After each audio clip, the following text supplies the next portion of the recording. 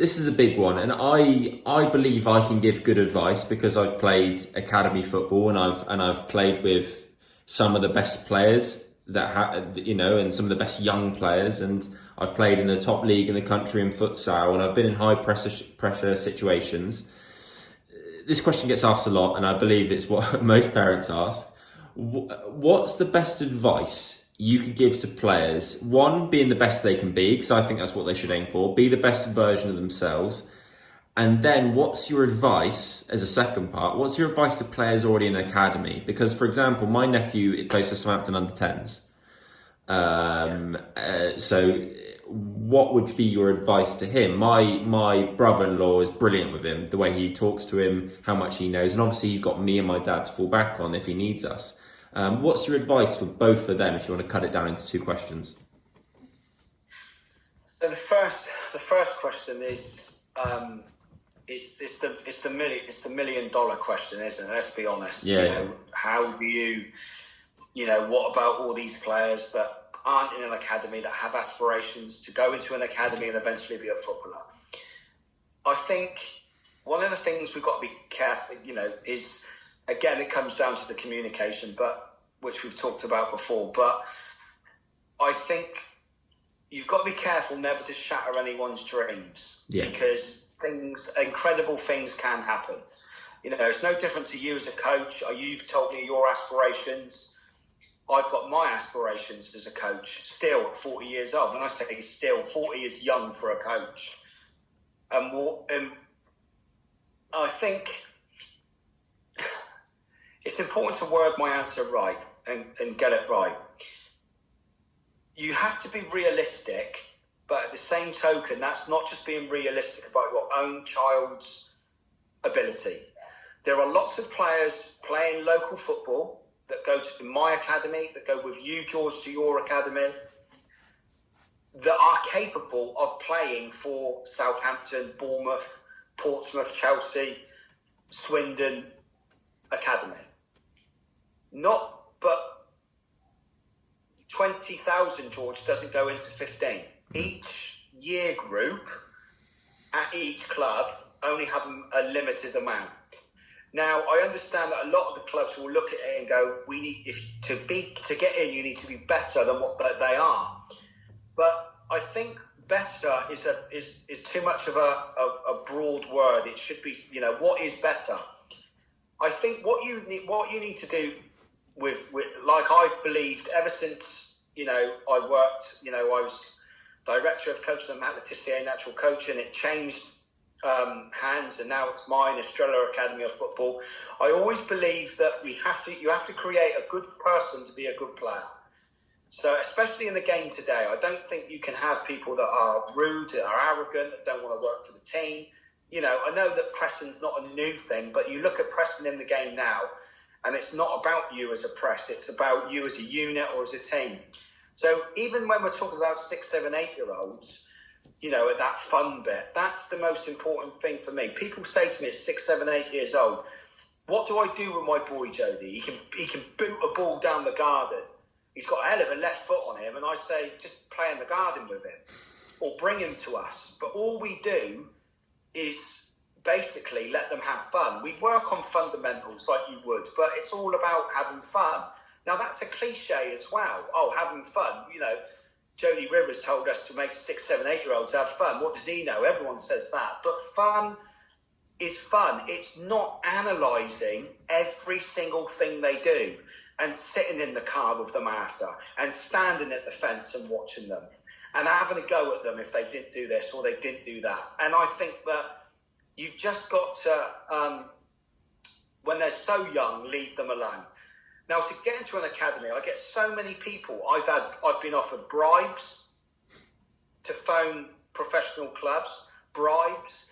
I've been, basically hounded. I've been aggressively shouted at.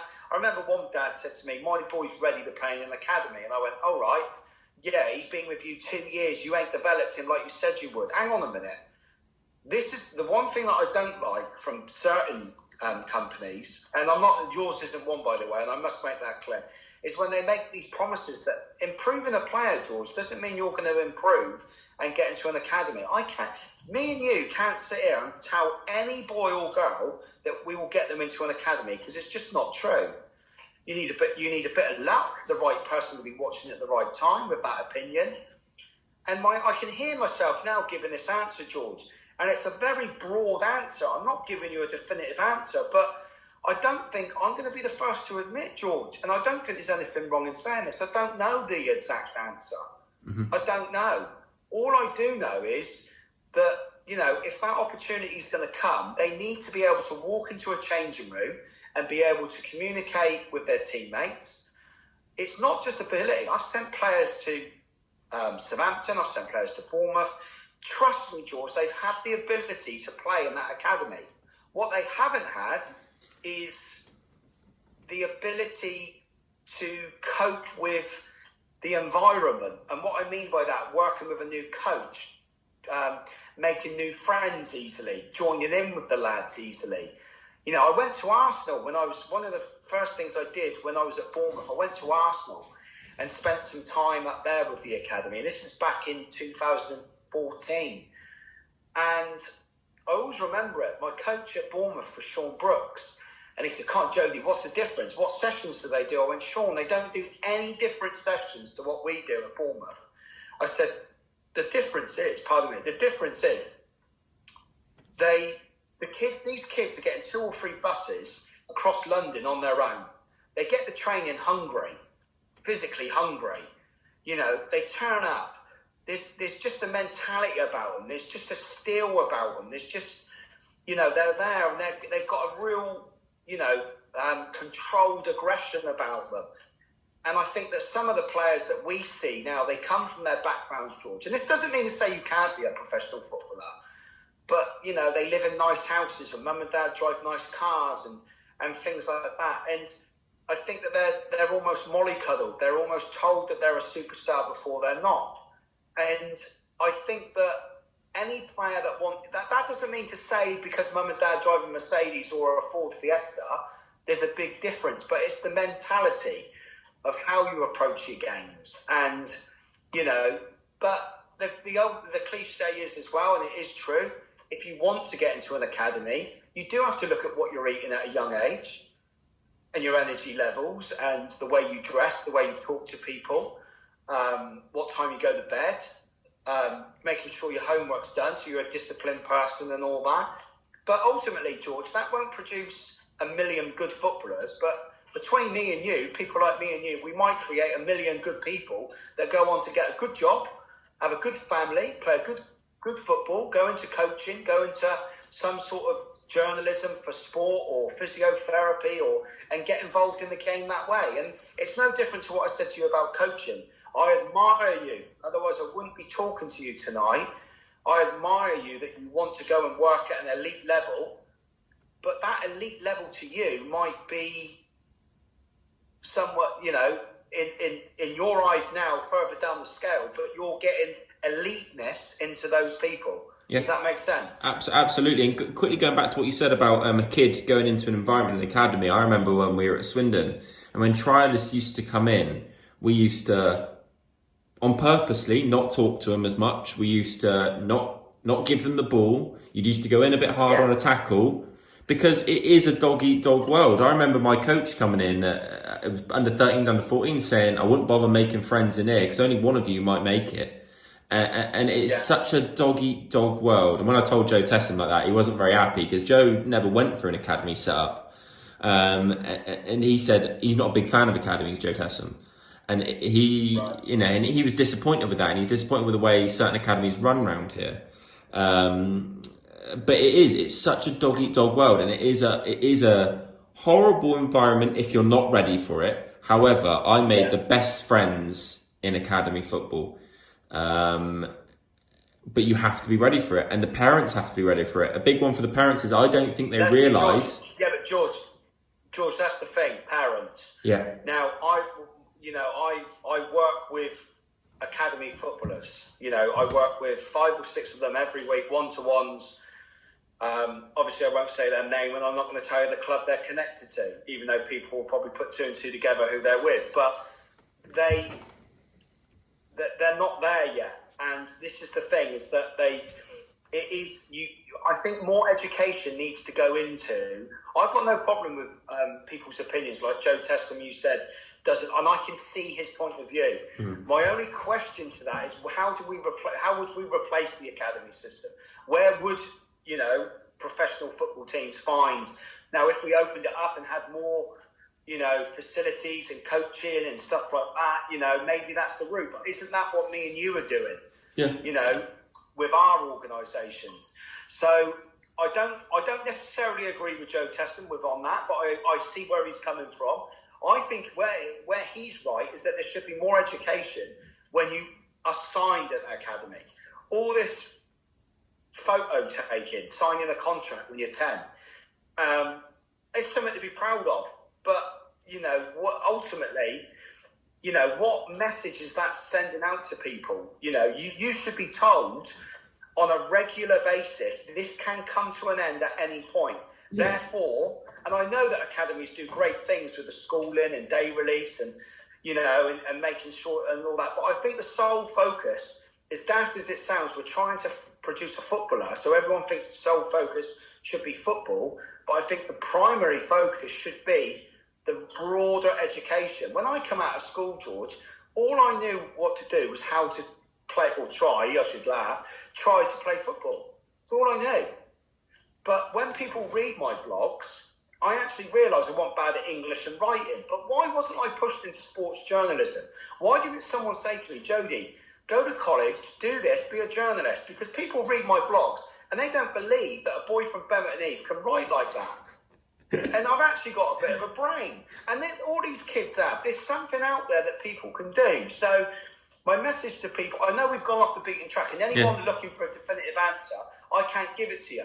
And any coach that says they can give it to you, I don't think is telling the truth, George.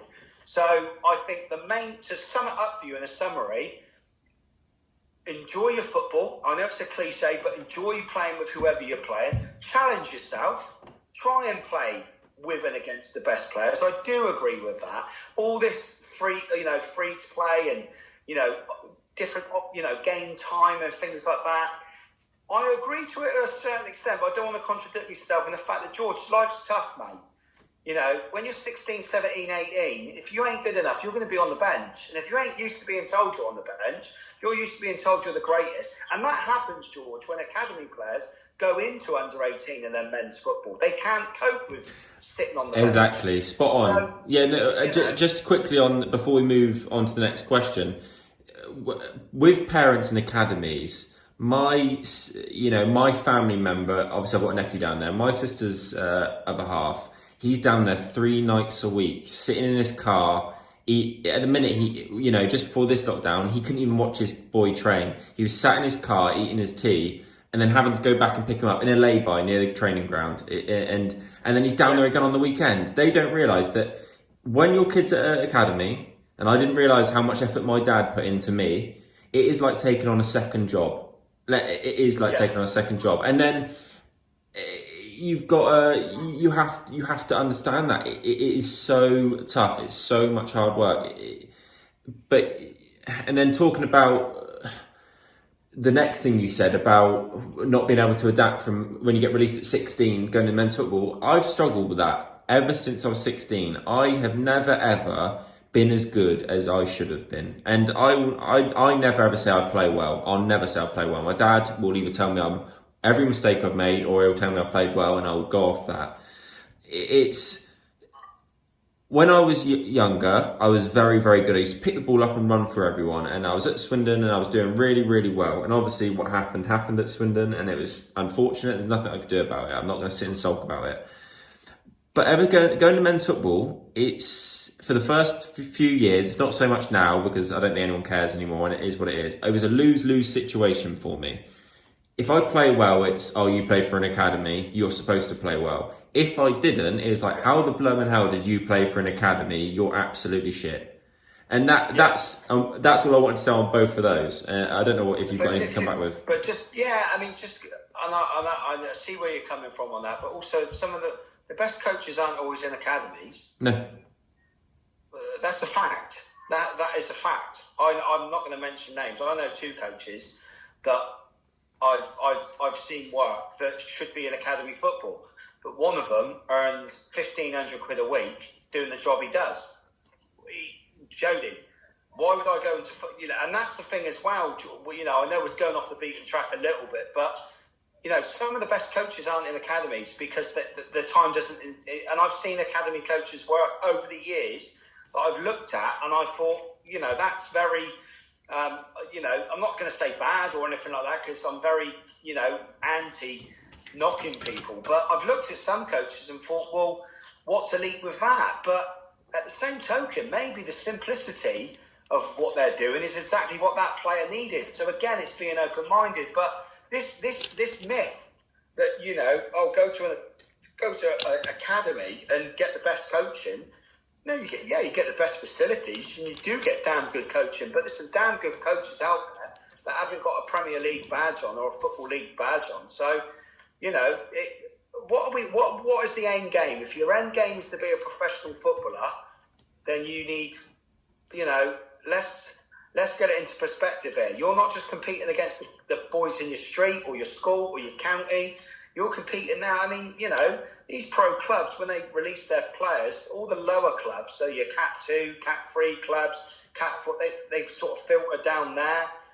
And so it's just a quagmire. It really is. And I think that if you can aim to give your son or your daughter the best education, the best environment, but at the same time, you don't want to have them in the car on the way home and not really care about it. You've got to get the fine balance right. You can't say, do you enjoy the night? Yeah, I did. Because you might look back in 10 years and go, I enjoyed it, but I didn't really put as much effort in. So it's finding the right... I always find that it's finding what's right for that particular child. And, ultimately, some of the players I work with, there's one kid in particular that I can really, really... I've got the support of his parents. I can tell him exactly what I think. I can be a little bit harsh on him. He is 15 now, coming up 15, so I can let him have it. But I work with a 9-year-old who's in an academy, and if I spoke to him and said the same things, he'd probably give up within a year. So, again, we go back to that old thing of communication. No, it's spot on. And to be honest, I think that's all that needs to be said on that one. We've got a long conversation about that, and I think it's overall, it's a broad, it's a good answer to the question. Got a couple more questions. Obviously, we're going to finish on Saints and everything about Saints and Hasenhüttl, and we spoke about it earlier, the 4-2-2 formation. Before we go into that, I just want to know your role model or your inspiration for football and as a coach. See, I was expecting you to say Matt Letizia as a footballer, but I feel like you've got another answer. I remember you tweeting about it. Did you? There's another player that you liked at Saints, wasn't there? But I can't remember which one it was. I'm sure there's another player. Is it you that I remember you saying? So a little bit about me in the fact that other podcasts, anyone that's listened to this knows me will know that I love football, and I think that when I say I love football, I mean I love football. I mean I'm obsessed with football. I've never smoked in my life. I've never taken a drug in my life.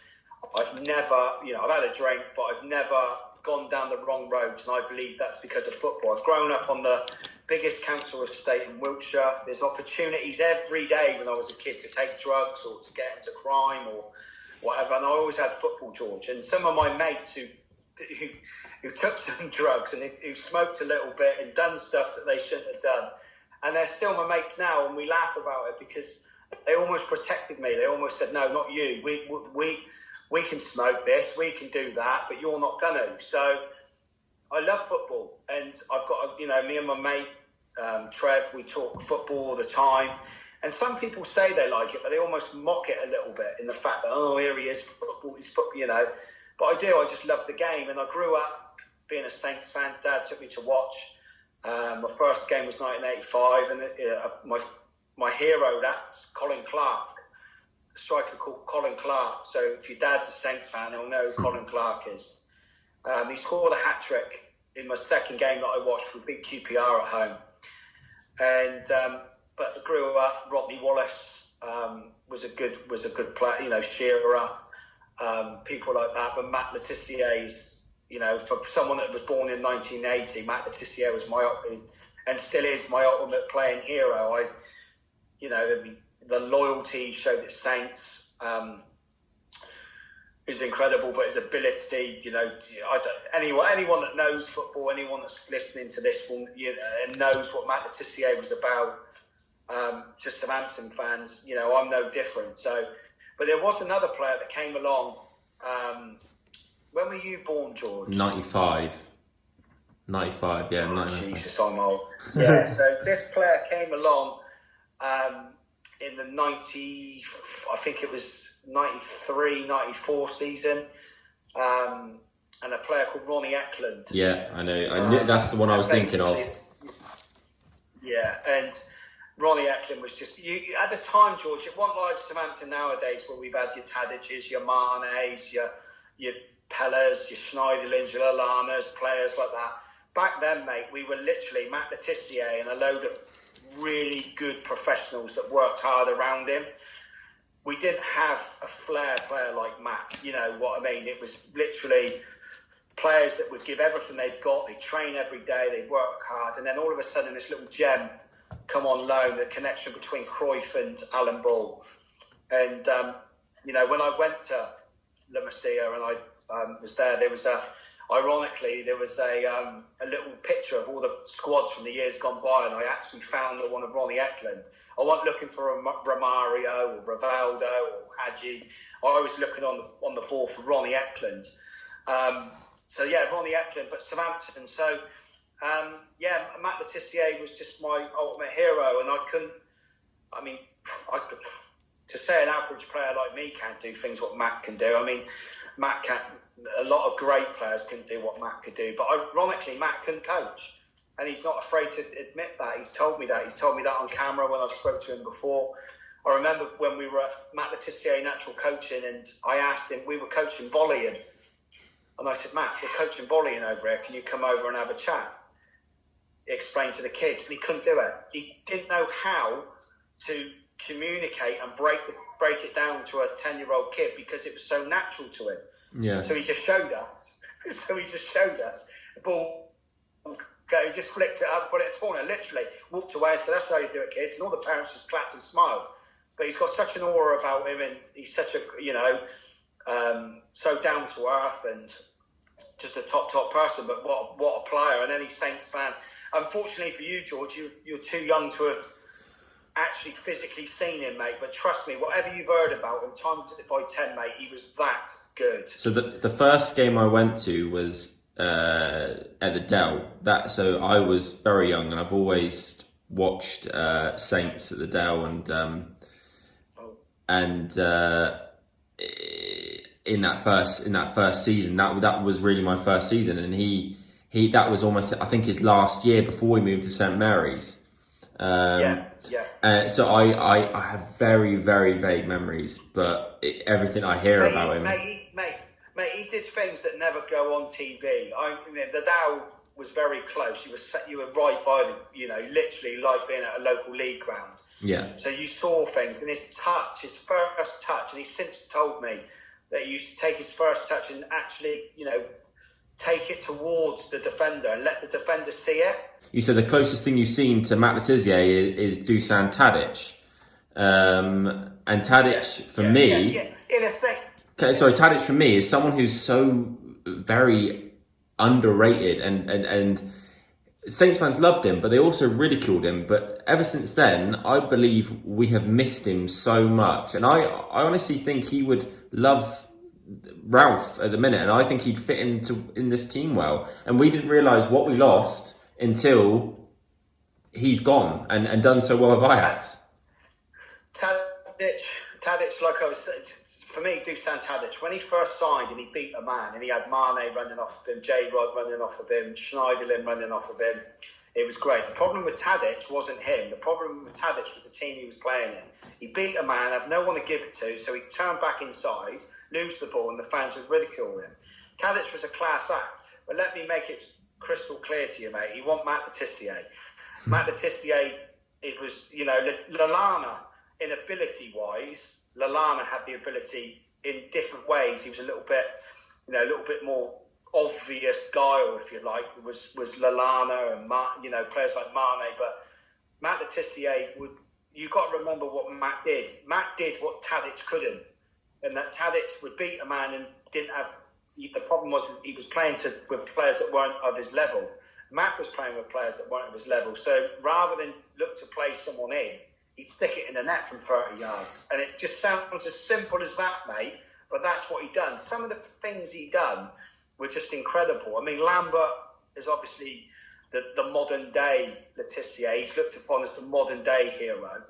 But, I know we're talking a lot about Saints because you're a Saints fan, but Le Tissier is our greatest player without a doubt. But one of my massive favourites without a doubt, and he gets into every all-time Saints team for me, if you ask me, is Font.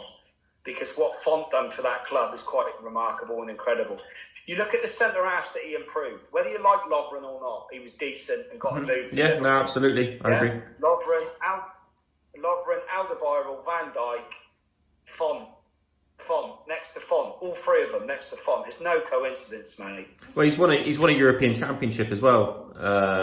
He is. Yeah. He deserves to be called a Southampton legend purely for the fact that he League One to the Premier League and played well in the Premier League.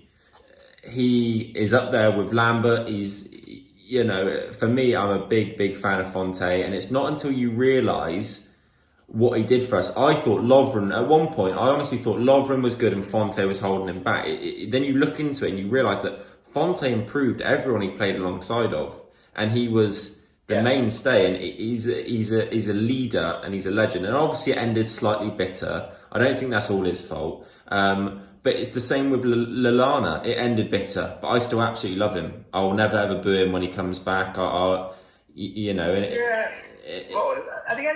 of the day, mate, the way I look at it, if we're gonna mock, we are Southampton Football Club. Now, I love that football club more than anything. However, we are not, whether we like it or not, and the hierarchy would back me up with this. We're not on the top table. We're not. Maybe one day we will be, but we're not. So when we moan that players are going to leave, when we moan that players are not loyal, we've been spoiled by one man, Matt Le Tissier. Other than that, mate, there is no one. Lambert left, went to Liverpool. Now, the way Lallana done it wasn't great, and he should have done, chose his words. No different than what I said in part one of your interview. He said something wrong in the media. Don't tell me he didn't love Southampton Football Club, but he just got it wrong. But we were spoiled, George. We were spoiled with Matt Le Tissier's loyalty. No one else of that ability has ever been loyal to our football club. No one of that ability. No, and I think sometimes that's what we benchmark against Matt Le Tissier. Well, if you're going to benchmark against Matt Le Tissier, you'll never ever be able to pick an all-time Saints 11 because the other 10, mate, the chances are they've left at some point. I think the closest thing, and I'm biased with this, and you know what I'm going to say. The closest thing we'll get to Matt Le Tissier in club legend status in this team right now is James Ward-Prowse. I don't believe he will leave.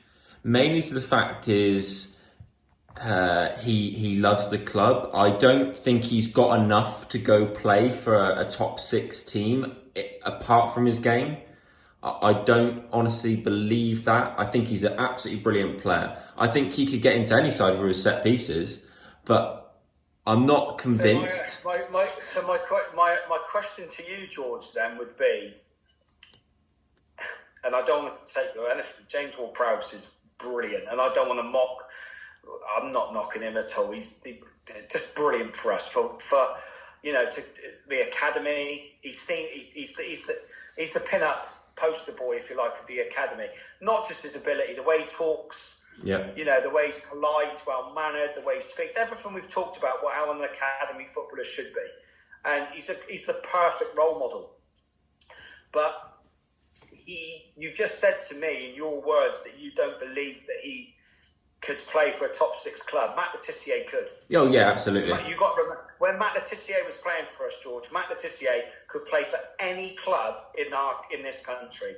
No shadow of a doubt. So what I'm saying to you, mate, is Ward-Prowse deserves you know, he doesn't need to move if he's at the level that he's at. But if he did get to a level, it would be interesting to see his response. And I'm not knocking him for this. Some Saints fans would. But if Manchester City or Liverpool came in for him and he had the opportunity to play Champions League football and play for Pep and play for Klopp, you know what I mean? Ralph's great, but that's another one, mate. All these people, we don't, Ralph, he's going to be... Put it this way, Saints fans don't want Hasenhüttl to go to, I don't know, Arsenal if they sack Arteta, or Man United if they sack Solskjaer, or Chelsea if they sack Lampard.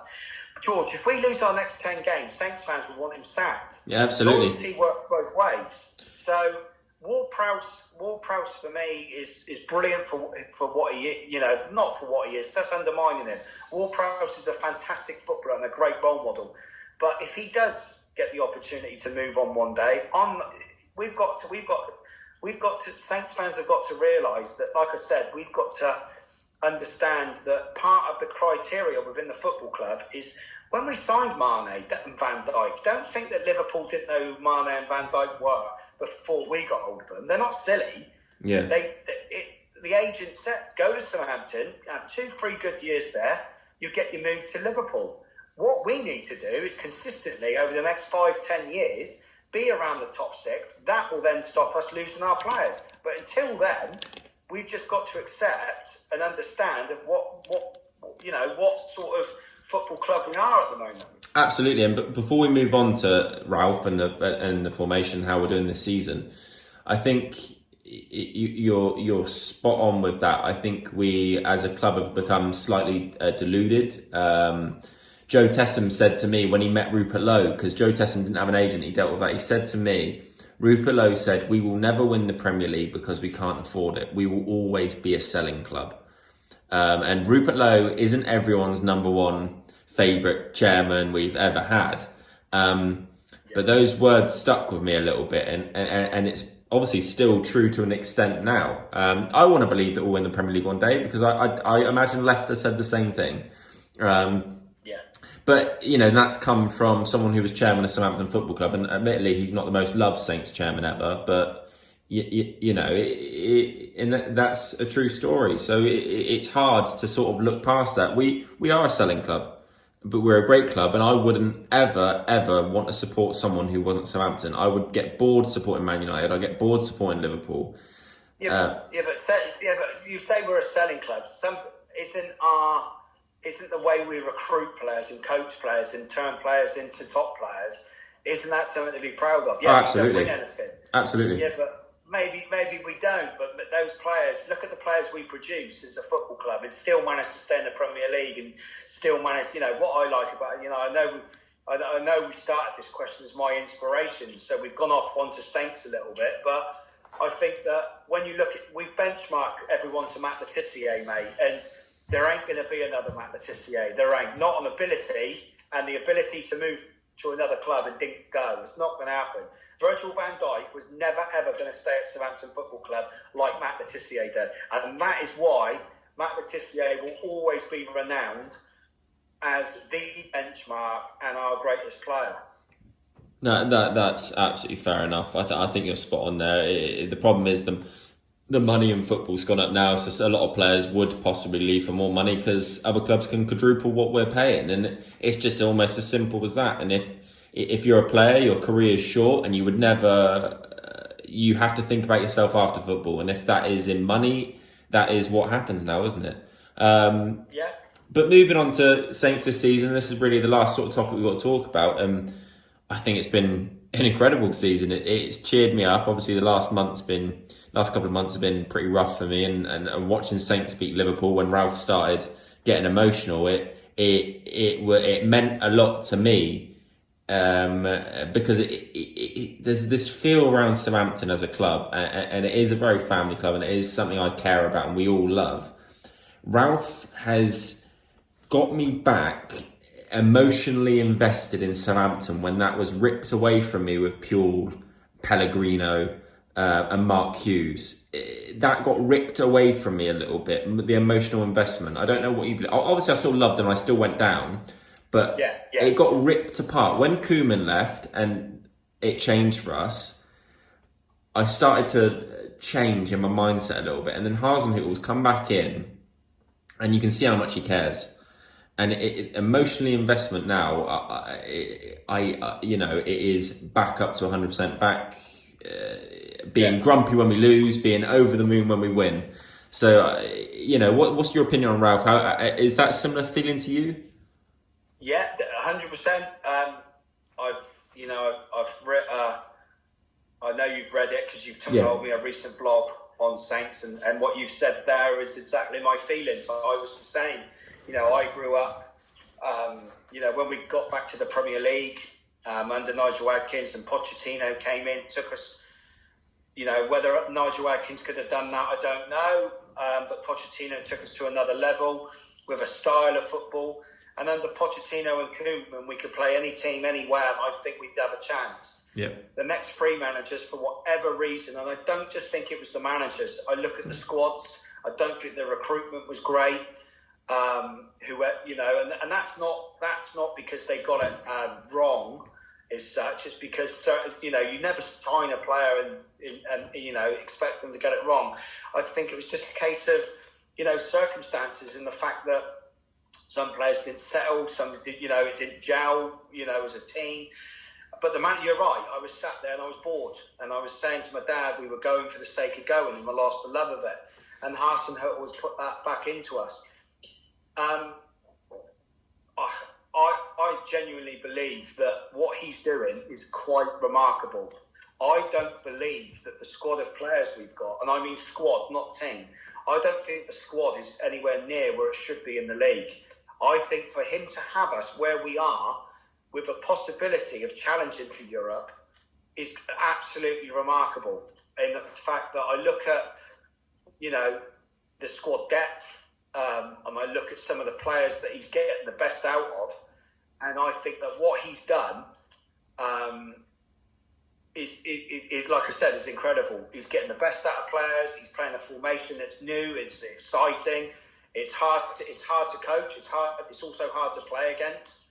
And when we get it right, we get it right. I remember watching us this time last year against Wolves, and Wolves put two up against our two centre-backs, and we didn't know how to cope with it because they just literally spun in down where the full-backs had advanced and gone.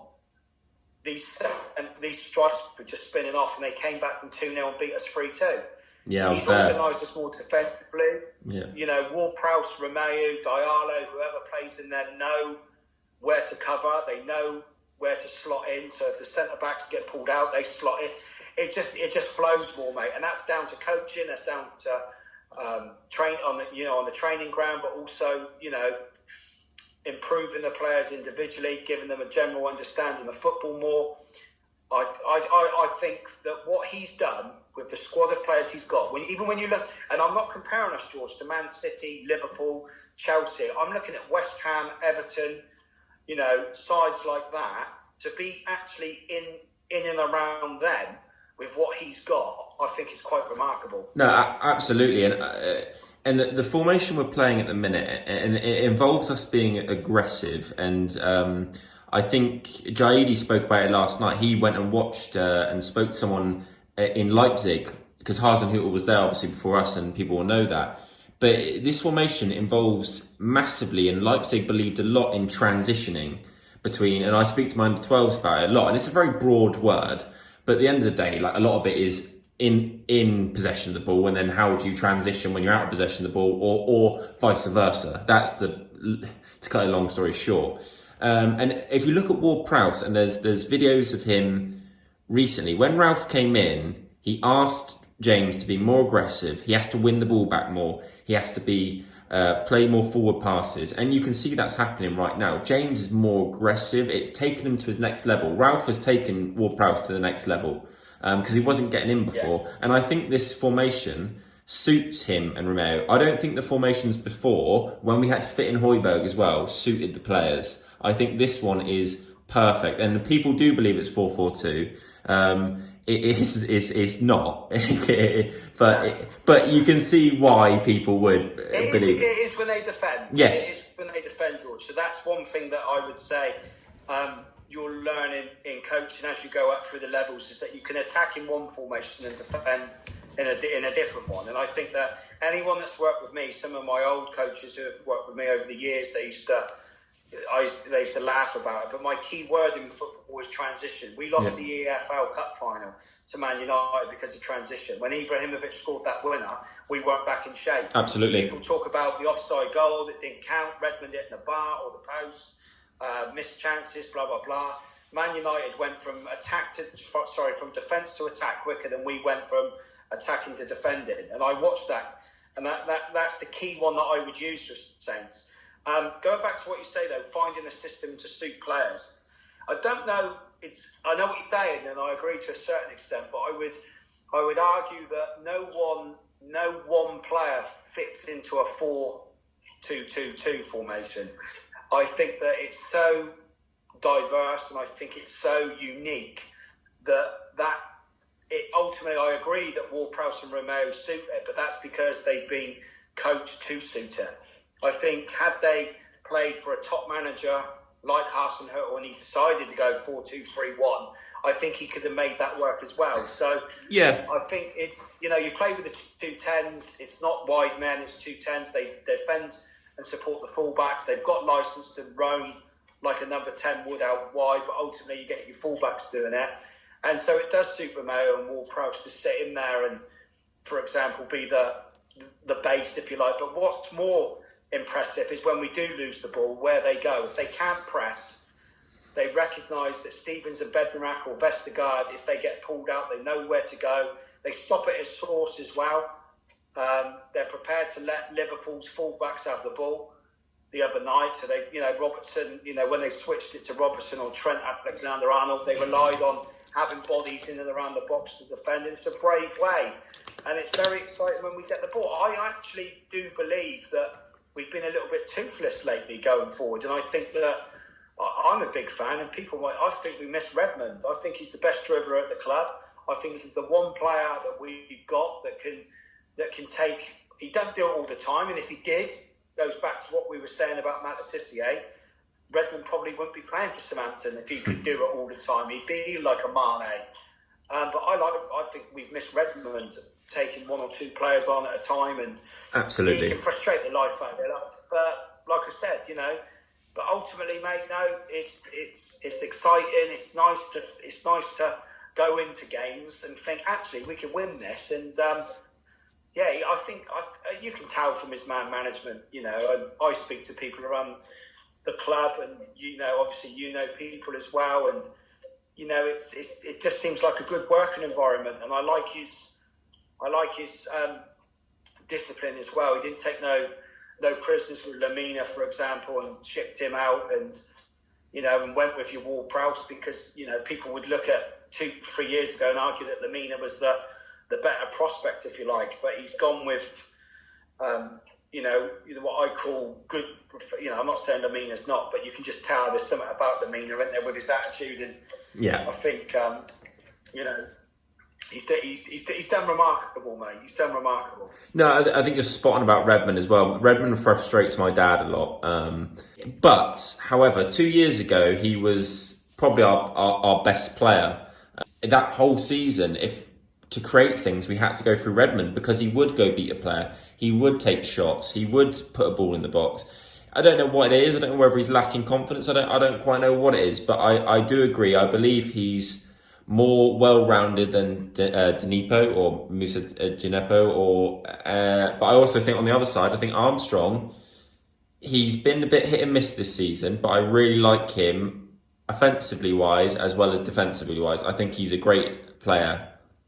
I think the whole squad they've got capabilities, and what I mean by that is that when you say that they're hit and miss, I think they're still learning together. Absolutely. I think the ironic thing, George, and I don't know if this will continue, is that they need to try and keep them together, or the majority of them together. Obviously the rumours with Ings, we need to improve the squad because it helps the academy players. I've always said that. If you bring academy players and young players into a team that's struggling, they're going to struggle. If you can, have a team that's doing well and high in confidence, that will help the players that come in. There's no secret to that. So I think that it'd be an interesting, not just this month, but this summer and maybe the next couple of summers. But, to keep Hasenhüttl is going to be a major achievement, trust me, because people within the game will be looking at him and what he's done. We've seen it before, and unfortunately, I wouldn't rule it out again.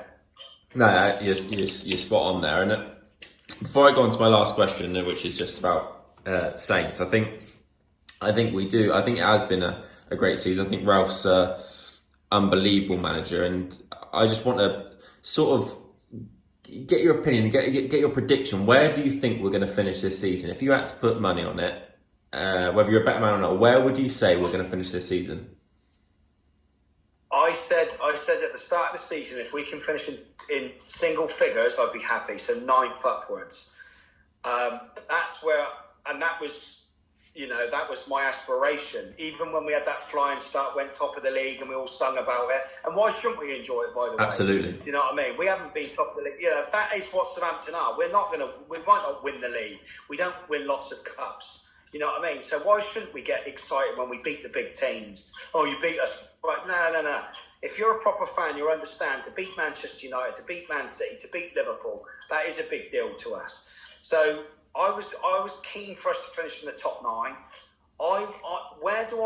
So I would like us to finish there. That's where I believe we would as well. If I had to hazard a guess, I think purely with the squads, going on the ability of what we've got, I think we'll finish 8th. That's exactly right. But right. That doesn't mean to say that with a little bit of luck and maybe getting some results that we're not expected to, maybe 7th or 6th. If we finish any higher than that, give Ralph the freedom of the city. Do you know what I mean? Yeah, absolutely. It would be incredible. I said 8th before the season. I told people that, and I was laughed at because we lost to Palace. And then we got smashed by Tottenham.